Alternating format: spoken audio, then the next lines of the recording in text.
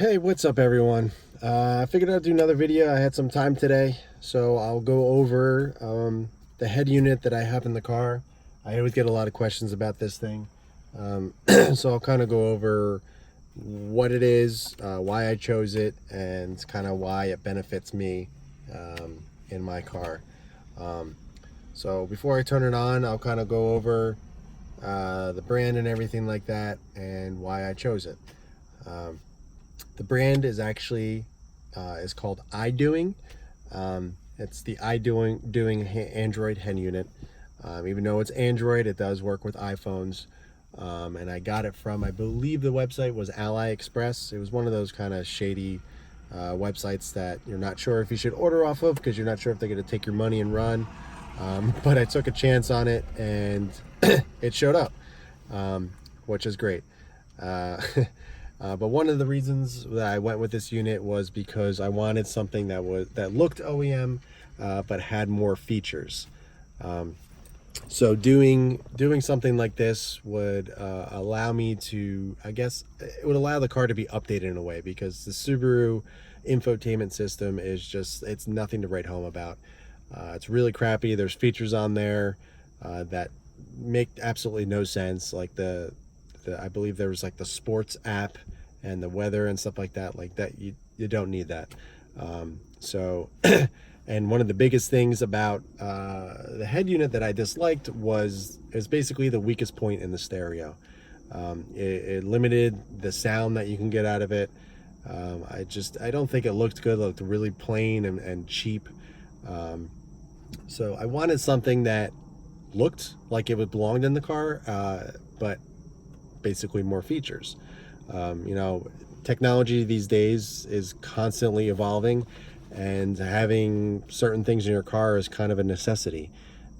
So finding something that had all those features that I wanted, it wasn't that hard actually, because basically all the aftermarket head units out there have it. And I ended up finding this iDoing through a couple YouTubers that reviewed these things, and kind of gave the runaround of how they worked, how they fit, how they actually functioned. And I ended up taking pretty much went on a whim and got it. Sorry for all the smudges. You can see my fingerprints on there, but they do wipe off really easily. But let's go over the fitment. As you can see, it fits just like OEM, fits perfectly. There's no gaps or anything like that. It looks OEM. It fits perfectly. And one of the things I do love about it is from this line all the way down to here is the entire unit. With stock, this piece and this piece is totally different. The unit right here is a completely separate piece, so it's 3 pieces. Oh, actually no, it's 2 pieces. This is 1 piece, and I believe the stock, that part's connected. But that's not really important. But it is 1 piece, and it just clips in, as opposed to the OEM piece that you have to go on the sides over here and go behind there to get the screws out, which is a major pain in the ass. The screws are in places that hands are not meant to be. And it's really hard to find them, especially if you haven't done it before. So I was really happy that I didn't have to use those screws again to get this unit in the car. I literally just popped into place. It's really tight, and it fits really well. As I showed you, the gap, there's no gaps around the car. It's really tight. Obviously it's not loose, doesn't pop out or anything. It looks great. So let me start it up. Sorry, can you hear my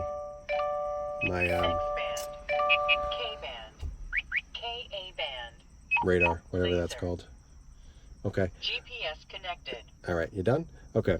So as you can tell, it started right up. There was no lag time, and that is such a great thing, because when you get in the car, you need your GPS, you need your music, whatever it is you need. You don't want to have to sit there and wait. There's a lot of units out there that freeze up and take a long time to kind of boot, but no matter how long I have the car sitting, this thing starts right up. I'll have I park the car in the garage overnight. The next morning I get up to go to work, and I turn the car on, and it turns on just as fast as you just saw, which is awesome. And I've had it for about 6 months now, and it hasn't slowed down. It's still fast. It's still boots up the exact same speed, which is great, because a lot of people saying these things are cheap and they're gonna burn out on you, and they're not gonna perform as great as they did when you first got them. But I've had mine for 6 months, and I've had 0 issues with it. So can't really argue that.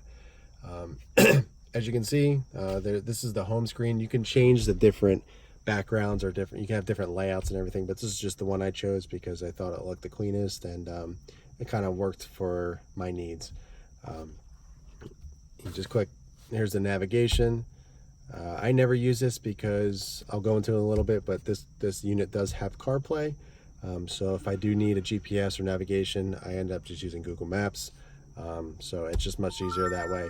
But it does have this, which is really nice. So if you don't want to use Google Maps or whatever, you can use this unit, and it's pretty responsive. You can zoom in and zoom out, do whatever you need to do with it. For me, this is more just kind of it just looks cool. I mean, as you can see, I just think it has a cool look. The screen is massive. It's super clear. It's made of glass. As far as I know, it's made of glass, but it's very, very clear. It's very detailed. I mean, it does get fingerprints on it, but you just wipe them off, which is nice. It's not that liquid, the liquid screen that head units do tend to come with, or at least I don't know if they do anymore. I'm not really up to date with the newer stuff, but all you do is just wipe it off, and the fingerprints easily come off. But as you can see, the navigation is nice. Looks pretty good. Nothing to write home about. There's a lot of detail in it, which is cool. I mean, it's just nice to have. It kind of updates the interior to what you're paying for the car, because something, is, like I said in previous videos, this is not the most expensive car, but you're paying almost pretty much $40,000 for a car, and I think you should get something that's kind of in the 21st century. So let's kind of just go through the other features that it does have. Obviously it has a radio, which is, hey, a radio, nothing that crazy. You got your Bluetooth, which connects as soon as you get in the car, just like OEM. You got video. Swipe over. Z-Link is actually your CarPlay, so when you plug that in, which I'll show you in a little bit, it'll pop up there. Bluetooth, which is on the other screen. Another great thing about this is it has its own equalizer. So if you click on that, these are my settings. You can change it to whatever you want. There's presets that you can choose, or you can kind of customize your own one. I chose to customize my own one because I have a specific sound that I like, and that's just what I chose to do. With the OEM unit, you don't get that much adjustability, and it's really nice to have something like this to kind of fine-tune to what you think sounds good to you. Everybody's different. Everybody thinks, sound is different to everybody, what they prefer, and having the ability to adjust that at least was very important to me. I actually upgraded the speakers as well, and I'll go into that in a little bit as well. But being able to do this was really important. So if we go back, the other screen, this is just stuff that I don't end up using, but you have a calculator on here, which, okay, not really important. You have your pictures and stuff, again, not important. But one of the main things, or cool things about this as well, is the controls. This is all the steering wheel controls. So everything here works just like OEM. All you do is literally hold down the button that you want to program, and then you clicked what button on here that you want to associate it with, which is awesome. There's no extra units that you actually needed to get that to work. You literally just plug the unit in and it works. As you can see, I press this button and the mute comes up. I can change the volume up and down. I actually have this one programmed to navigation because I didn't really find a need for this button. So if I press that, it'll pop the navigation up, which is really nice. Just quick, just a quick way to get to that screen if I ever needed it. So if I'm listening to music, and if I am using this specific navigation, say if my kid is watching a show or something in the car on my phone, I don't have my phone and I need the GPS, I have it right here if I really needed it. But like I said, I don't use this navigation. I use the Carplay, which I'll go into. So one of the big things that I really wanted in my head unit was Carplay. Carplay is kind of it's like a basic thing to have in a car now. I just think it's a great interface. It's very easy to use. Everybody's used to using their iPhones and their Android phones and all that stuff. So having the ability to kind of have that on your screen, it's great because it doesn't distract you as much. You know where everything is. Everything's nice and easy to read. And nobody really has any questions as to where things are. You know, everything is in the same spot, which is really nice. So I have a really crappy stock iPod cable. I haven't ran through. It's kind of running through all here, and I made a little hole to run that out of, and I'm able to close that, which is really nice. And all I do is I just plug this in, and then I go over to Z-Link, click on that,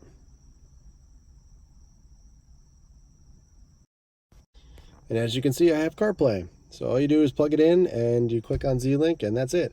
I usually have Z-Link already because I was in CarPlay since, you know, I got out of the car last. So all I do is plug it in and it just pops up. So it's literally just exactly like any other CarPlay in any car. It's nice and big and clear. You can even use Siri on the car. All you do is just hold that down, and then you talk into the microphone, which I actually have up on the steering wheel over here. Kind of hard to move. I'm using my phone, so it's kind of hard to do this while it's plugged in, just so I can show you CarPlay. But I'll show you. Here, let me unplug it. I have the microphone right there. You can hide it a little bit better. I haven't tried to put it up in the OEM location, but I have it right here, and it seems to be working just fine. So I just left it there. You can't even see it when you're driving, so I really don't mind it in that spot. Another great feature about the head unit is that actually you're able to use your reverse cam. A lot of aftermarket head units, you have to, you know, you go to a specific shop, they have to do all the specific wiring and cut wires and splice them and all that. With this one, you literally just get the harness you need, you plug it right into the OEM harness, and you have your reverse cam. It's great because it has a nice big clear screen. Works, you know, watch, I'll pop it out of reverse, and it goes back to the screen you were in, put it back in the reverse, and it pops right up. It's really simple. You can change the lines, the different directional lines, that you can change that. You can have different setups. You can have a different screen over here that pops up to show if you have sensors in your car, because this is a universal type of system, so you can use it in other cars that actually have the sensors in the car, but this one doesn't. But there's a lot of features you can use with it, and this was really important to me to have this work. I didn't want to add any cameras or any harnesses or like that, so having to be able to just plug it in and have it work was pretty awesome. Another thing I decided to do was I upgraded the speakers. I wanted something a little bit better, but I wanted OEM Fitment. I didn't want to have to deal with cutting and splicing wires and getting all this crazy harnesses ran and everything. I'm not a big sound guy or stereo guy, so it's not really that important to me to get something that was just, I wouldn't end up using the full capabilities of. So I ended up going with the OEM Kicker upgrade, which is the two front top tweeter speakers here, the two front door cards, and the rear door cards. I believe I got it for about 200 bucks. I totally forget what I paid, but I think it was around there, which is relatively cheap. You literally just open the covers or take off the door cards, unplug the speakers, unscrew them, and literally do it in reverse order with the Kicker speakers. The magnet is much bigger. The quality of sound is way better. It was night and day difference. For me, I noticed the biggest difference. I kind of did it in stages, but the biggest difference I noticed was the tweeters, or were the tweeters, I should say. It definitely made a much more clear sound. It's much more vibrant, and you can hear things a lot better. I think those actually did the biggest improvement. The speakers, I did notice they took away the bass a little bit, so it wasn't as I guess bassy or deep compared to the stock speakers. I know a lot of people have done just the tweeters and left the stock system, and the stock speakers actually sounded pretty good. but I decided just to do the whole entire system because it was pretty cheap, and I figured why not. Another thing that I did, I'll actually show you, I ended up doing the kicker speaker subwoofer as well. Kind of see that right here. The reason why I went with this is because it's OEM. I got it for 200 bucks. It plugs right into the back of the harness in the stereo, and it fits perfectly.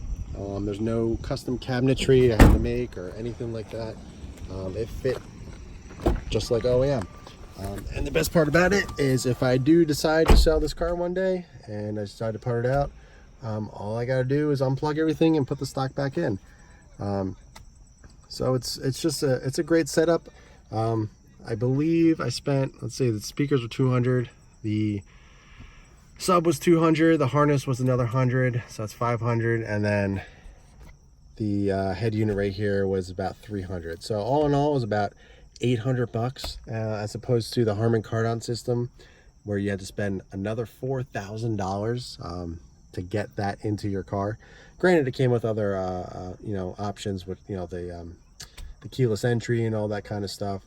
But I figured to spend less than $1,000, get a pretty good sounding stereo system that I can later sell down the road if I ever wanted to for much cheaper. So that's just the route I went with. So if you do decide to go kind of with a Frankenstein kind of setup, don't be afraid. It's really not that bad. I'm not a stereo guy by any means, so I'm sure there's much better sounding speakers and head units and all that kind of stuff out there. I know there are. You can do amplifiers and all that stuff and make it sound way better. At one point I did do a DSP. I had it in the glove box. I had that when I had the stock head unit, which actually sounded pretty decent. That thing was about 100 bucks, and all you do is just plug it into the back of the stereo, and it sounded pretty good. But I wanted to kind of get a little bit better sound, so I decided to go with the with everything that I just explained. I mean, that's kind of the gist of what I decided to go with and why I went with it. If you guys have any questions, just put them in the comments below. I'll be sure to help you out. I could try to send you a link to this actual specific unit. I'll have to do some digging because it's been quite a while since I bought it. But I'll try to find it, and I know they do run some deals every so often. But like I said, I got this for 300 or 350 or something, and actually ended up selling my OEM unit for 200, I think. So it was, it only cost me 150 bucks out of pocket to do this one, which is great. And it looks OEM, has a huge screen, it's nice and clear, no delay. You get all the features that you want in a modern car and everything. I'm really happy with it. So if anybody's on the fence about doing it, I highly suggest it. It's really simple to install. You literally just plug everything in. It comes with everything you possibly needed, all the harnesses and all that. I'm just really happy with it. So if anybody has any questions, just be sure to let me know, and I'll catch you guys in the next video.